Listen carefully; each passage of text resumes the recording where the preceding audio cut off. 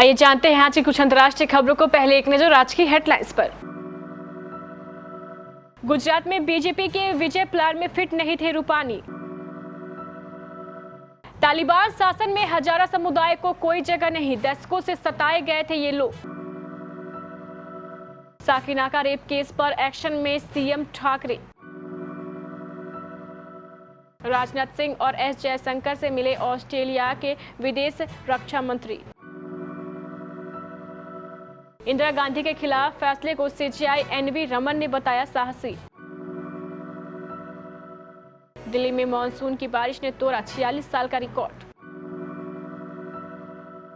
जियो के इन प्लान से खुश हुए ग्राहक। शहनाज गिल का वीडियो वायरल, रोई ना जे याद मेरी आवे वे, गाना सुन सिद्धार्थ शुक्ला की आ रही है याद। शिल्पा शेट्टी ने बेटे संग की गणेश आरती, कहा गन्नू राज साथ है, हर संकट की मात है। और मैनचेस्टर टेस्ट रद्द होने को स्टीव हार्मिस ने बताया टेस्ट क्रिकेट का अंत। गुजरात के मुख्यमंत्री पद से इस्तीफा देने वाले विजय रूपानी आनंदीबेन पटेल की जगह 7 अगस्त 2016 को सत्ता में आए थे। 5 सालों तक कुर्सी पर बैठने के बाद उन्होंने शनिवार को इस्तीफा दे दिया। ना बीजेपी ने और ना ही रूपानी ने इस्तीफे का कोई ठोस कारण बताया है। हाँ, रूपानी ने इतना जरूर कहा है कि समय के साथ कार्यकर्ताओं के दायित्व बदलते रहते हैं। विजय रूपानी के 5 साल सीएम पद पर पूरा होने पर कार्यक्रम भी किया गया था। मीडिया रिपोर्ट्स के मुताबिक राज्य संगठन की रिपोर्ट विजय रूपानी के खिलाफ थी। हजारा समुदाय अफगानिस्तान के सबसे अधिक सताए गए समुदाय में से है। रिपोर्ट्स बताते हैं कि अफगानिस्तान में करीब 10% हजारा लोग रहते हैं। ये समुदाय दशकों से पीड़ित रहा है। इस्लाम की शिया शाखा को मानने वाले ये लोग तालिबान और इस्लामिक स्टेट दोनों के रडार पर रहे हैं। हालांकि न्यूज एजेंसी एएफपी की एक रिपोर्ट बताती है कि तालिबान द्वारा अफगानिस्तान पर कब्जा किए जाने से उन्हें कम खतरा महसूस हो रहा है। मेहदी हसनजादा बताते हैं कि पहले हम शुक्रवार की नमाज के दौरान आतंकी ग्रुप्स खासकर इस्लामिक स्टेट के हमले से डरते थे, लेकिन अभी के लिए यह खतरा कम हो गया है। वह आगे बताते हैं कि तालिबान सरकार में हजारों को कोई जगह नहीं दी गई है। यह चिंता की बात है कि देश के तीसरे सबसे बड़े जातीय समूह की सत्ता में कोई भागीदारी नहीं है। महाराष्ट्र के मुख्यमंत्री उद्धव ठाकरे ने साकीनाका रेप केस का ट्रायल फास्ट ट्रैक कोर्ट में कराने का आदेश दिया है। सीएम ठाकरे ने कहा, मुंबई के साकीनाका क्षेत्र में एक महिला के साथ बलात्कार और उसके बाद उसकी मौत मानवता का बड़ा अपमान है। इसके दोषियों को कड़ी से कड़ी सजा दी जाएगी। शनिवार को पुलिस के वरिष्ठ अधिकारियों के साथ बैठक में सीएम उद्धव ठाकरे ने इस मामले पर 1 महीने के अंदर चार्जशीट दाखिल करने के निर्देश दिए हैं। अधिकारियों के साथ बैठक में उद्धव ठाकरे ने कहा, मुंबई शहर को सुरक्षित शहर के रूप में देखा जाता है। ये छवि खराब ना हो, इसलिए पुलिस को और ज्यादा सतर्क रहने की आवश्यकता है। भारत और ऑस्ट्रेलिया के विदेश और रक्षा मंत्रियों के बीच शनिवार को 2+2 बैठक हुई। भारतीय रक्षा मंत्री राजनाथ सिंह और विदेश मंत्री एस जयशंकर अपने ऑस्ट्रेलियाई समकक्ष पीटर डटन और मिरेसे पेन से मिले। चारों नेताओं ने अपनी अपनी मीटिंग के दौरान आर्थिक मुद्दों, साइबर सिक्योरिटी समेत कई मसलों पर बात की। मिरेसे पेन ऑस्ट्रेलिया के रक्षा मंत्री पीटर डटन के साथ शुक्रवार को भारत पहुंची थी। भारत के प्रधान न्यायाधीश एनवी रमन ने शनिवार को कहा है कि इलाहाबाद उच्च न्यायालय के तत्कालीन न्यायाधीश जगमोहन लाल सिन्हा द्वारा 1975 में चुनाव में गड़बड़ी के आरोपों पर प्रधानमंत्री इंदिरा गांधी को अयोग्य करार देने का निर्णय बहुत साहस भरा था, जिसने राष्ट्र को हिलाकर रख दिया था और इसके परिणाम स्वरूप आपातकाल लागू हुआ। न्यायमूर्ति रमन यहां राष्ट्रपति रामनाथ कोविंद के साथ एक कार्यक्रम में हिस्सा लेने आए थे। इस कार्यक्रम में उत्तर प्रदेश राष्ट्रीय विधिक विश्वविद्यालय और इलाहाबाद उच्च न्यायालय परिसर में एक नए भवन का शिलान्यास राष्ट्रपति के कर कमलों द्वारा किया गया। न्यायमूर्ति रमन ने कहा, 1975 में वह न्यायमूर्ति जगमोहन लाल सिन्हा थे जिन्होंने ऐसा आदेश पारित किया जिसमें इंदिरा गांधी को अयोग्य करार दिया गया।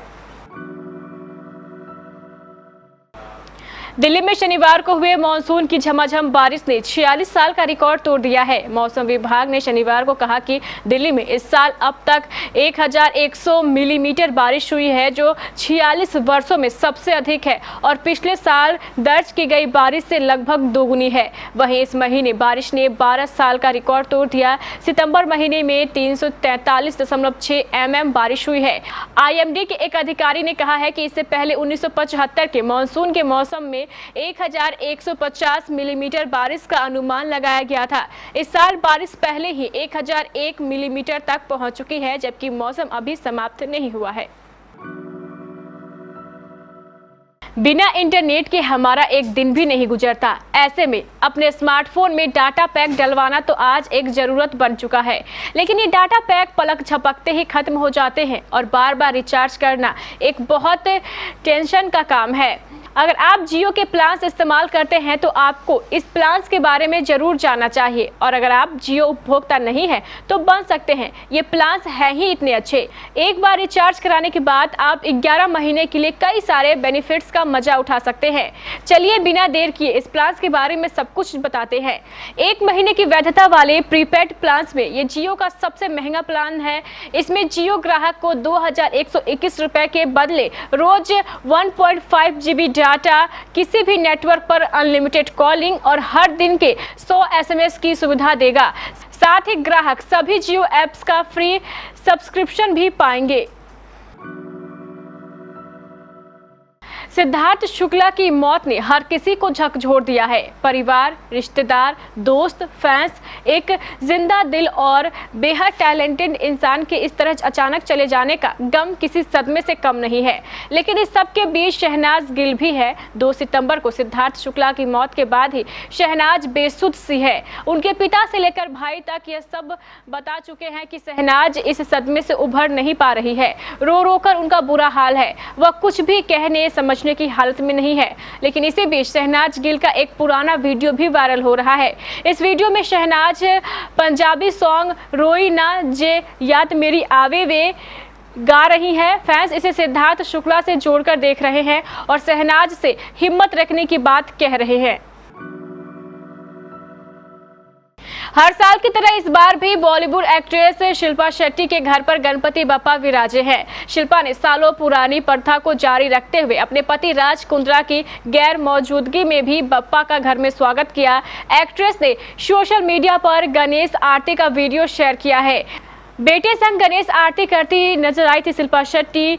शिल्पा शेट्टी अपने बेटे विवान संग आरती करते हुए नजर आ रही है। कैप्शन में शिल्पा शेट्टी ने लिखा, हर साल की तरह इस साल भी हमारे गन्नू राज साथ में है, तो हर संकट की मात है। सालों पुरानी अपनी प्रथा को जारी रखते हुए आपको दुआएं भेज रही हूँ।